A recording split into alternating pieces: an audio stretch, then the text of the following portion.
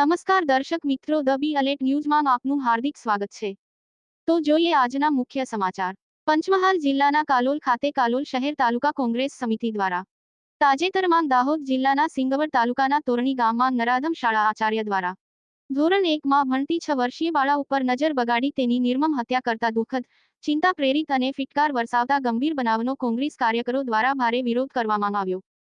કાલોલ મામલતદાર કચેરીએ રેલી સ્વરૂપે પહોંચી ભારે સૂત્રોચ્ચાર સાથે મામલતદાર કાલોલને આ બનાવની ન્યાયિક તપાસ થવા જવાબદાર આચાર્ય ગોવિંદ નટને ફાંસી આપવા માંગ સાથે દેશ રાજ્યમાં કાયદો વ્યવસ્થાને કથળેલી સ્થિતિ અંગે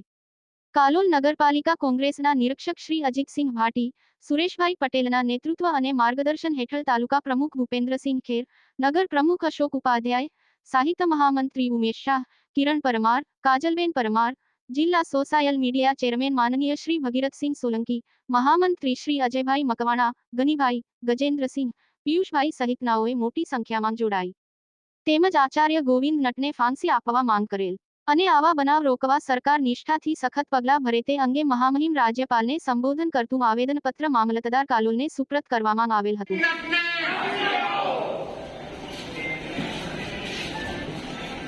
પેલી કોપી એક રિસીવ કરવાની ચાલો કે ચાલશે હા કરાવી લઈશું લખો કોમારે આવેદન આપવા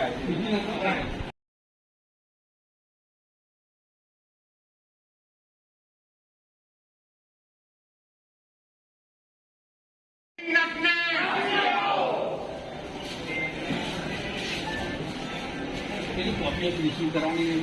ચાલો કે ચાલશે હા કરાવી લઈશું લખો કોમારે આવેદન આપવા